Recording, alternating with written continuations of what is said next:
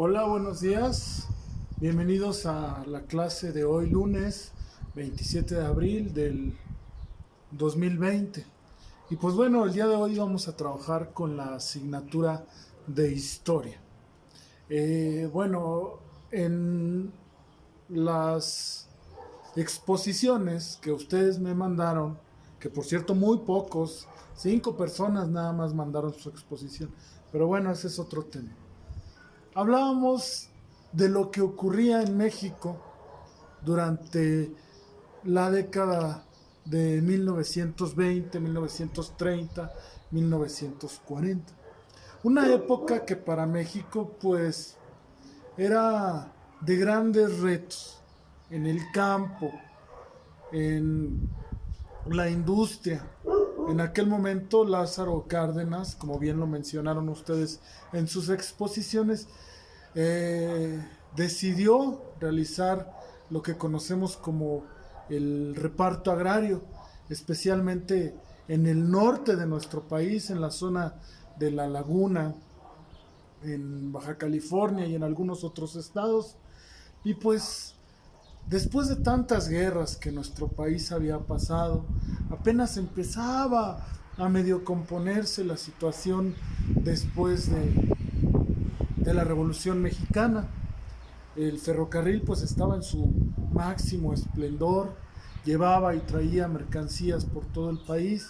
Sin embargo, el petróleo apenas comenzaba a resurgir, la expropiación petrolera con este mismo presidente Lázaro Cárdenas, quien fue quien realizó estos trabajos, y por cierto fue pagada esta expropiación con el dinero de todo el pueblo mexicano. ¿Sí? La gente comentan los libros de historia que llevaba sus alhajas, incluso hasta animales, gallinas, para poder pagarles a los extranjeros la deuda y poder expropiar nuestro propio petróleo. Eso era lo que ocurría aquí en nuestro país. Pero el día de hoy quiero que veamos qué era lo que pasaba en esos mismos años, pero alrededor del mundo. Y pues bien, el tema es la Segunda Guerra Mundial, que es un tema muy extenso, la Segunda Guerra Mundial. Sin embargo, vamos a dar un pequeño repaso sobre esto. Quiero que entendamos que en la década de 1920 comenzó a haber crisis económicas, especialmente en Estados Unidos. En Estados Unidos, nuestro vecino de aquí del norte, había una crisis económica muy fuerte. La bolsa de valores en Nueva York había caído y entonces dicen que incluso los desesperados o los más desesperados saltaban desde la Wall Street, que es la bolsa de valores de Estados Unidos, se aventaban por las ventanas desesperados porque pues, los mercados estaban cayendo. Estas crisis que se vivieron económicas en algunas partes del mundo favorecieron a que los regímenes totalitaristas comenzaran a consolidarse. ¿Cuáles son los regímenes totalitaristas? Pues aquí los tenemos. Tenemos el socialismo que se va a vivir en la Unión de Repúblicas Soviéticas, socialistas soviéticas, perdón, lo que hoy esa franja de Rusia. El fascismo que se vivía en Italia, el nazismo, pónganle atención porque este va a ser el más importante, que se vivía en Alemania y su máximo representante era Hitler, quien se hacía llamar la figura del Führer, es decir, la máxima figura alemana. Y en Japón se vivía el militarismo. ¿Por qué se llaman totalitaristas o totalitarismo? Porque dentro de ellas no hay democracia, hay un máximo representante, un máximo líder, ya sea emperador o gobernante, que tiene todo el poder. Y él decide lo que se hace en el país, lo que no se hace, etc. Pero realmente estos regímenes solamente disfrazaban por su nacionalismo, estaba disfrazando su ambición. Estos 4 países en esos momentos lo que tenían era ambición, de expandirse, eran sed de adquirir, de poder ver a otros países y decir, este lo veo pues medio débil, me puedo apoderar, me puedo adueñar. Además de que, bueno, había un racismo muy fuerte, tal como fue el caso de Alemania. El Führer, Adolf Hitler, creía que solamente debía de existir una raza en el mundo y sus ideas eran incluso apoderarse de todo el mundo.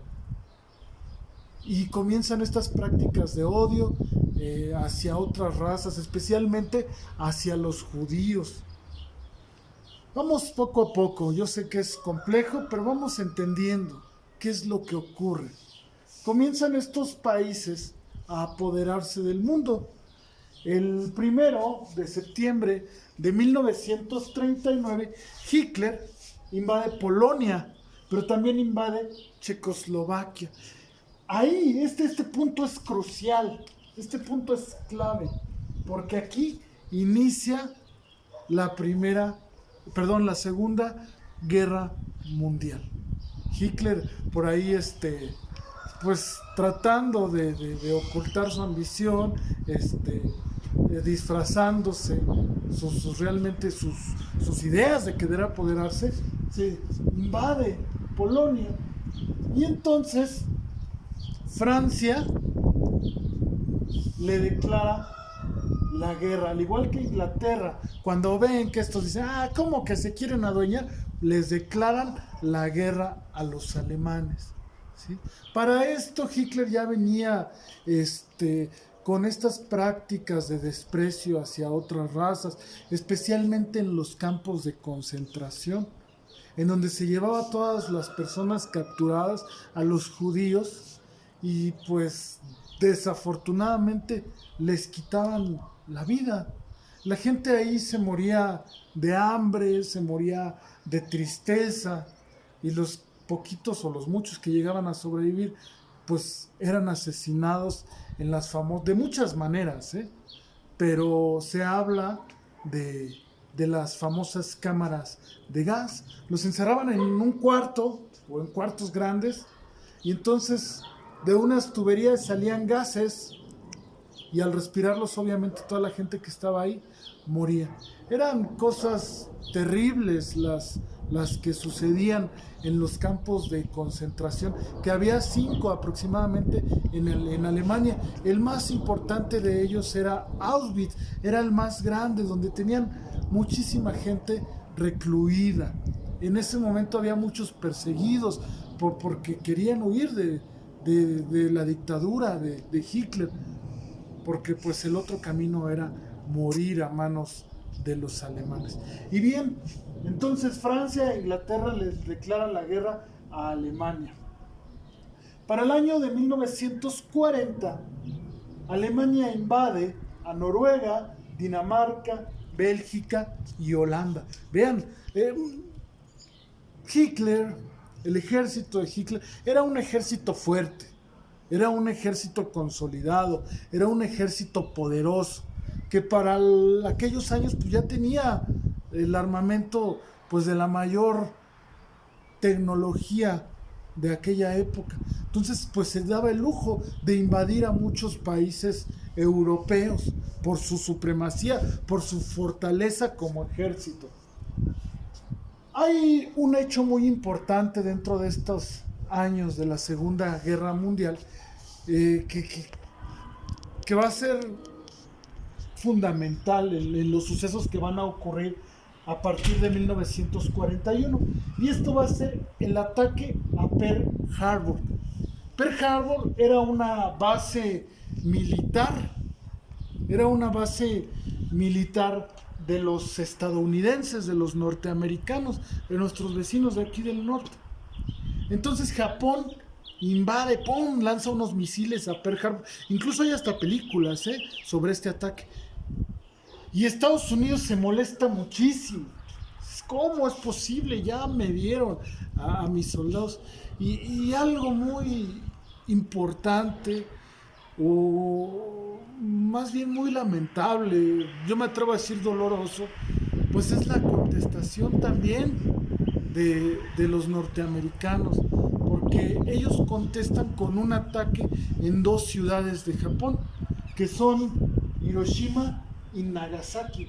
En el 1945, Estados Unidos deja caer dos bombas en estas ciudades, en Hiroshima y Nagasaki. Ya la ciencia ya estaba adelantada y Estados Unidos estudia los ataques atómicos y le dan al clavo con las bombas atómicas, que su destrucción era impresionante. Incluso a la fecha estas dos ciudades todavía tienen gran concentración de radioactividad, muchas enfermedades en sus habitantes relacionadas precisamente con este ataque, en donde murieron miles y miles de ciudadanos japoneses. La onda expansiva creció a kilómetros, ¿no? Incluso por aquí tengo un libro que nos habla un poquito. Esto lo van a ver cuando vayan en secundaria, pero bueno, no está de más que conozcan un poquito de estas bombas atómicas. Aquí están. La de Hiroshima se dejó caer el 6 de agosto de 1945 a las 8:15 horas. Era una bomba de uranio que tenía un poder explosivo de 15 kilotones, equivalente a 15,000 toneladas de dinamita, con un peso de 4,000 kilos. Vean, en esta imagen se ve Hiroshima cómo queda devastada en 1945. Bueno, esto es ahora en 2017. Y la otra, el bombardeo de Nagasaki, que fue el 9 de agosto de 1945 a las 11:02 horas. Esta bomba era de plutonio de 22 kilotones, equivalentes a 22,000 toneladas de dinamita, con un peso de 45,000 kilos. Y aquí está, vean la imagen de Nagasaki, cómo quedó totalmente devastada la ciudad. Y aquí está, bueno, se ha ido recuperando. Aquí está en el año 2017. Este ataque, pues, generó críticas en todo el mundo, ¿no? Porque, pues bueno, finalmente los alemanes, pues sí, estaban haciendo las cosas muy mal, estaban asesinando gente, pero pues también Estados Unidos contesta con más muerte, ¿no?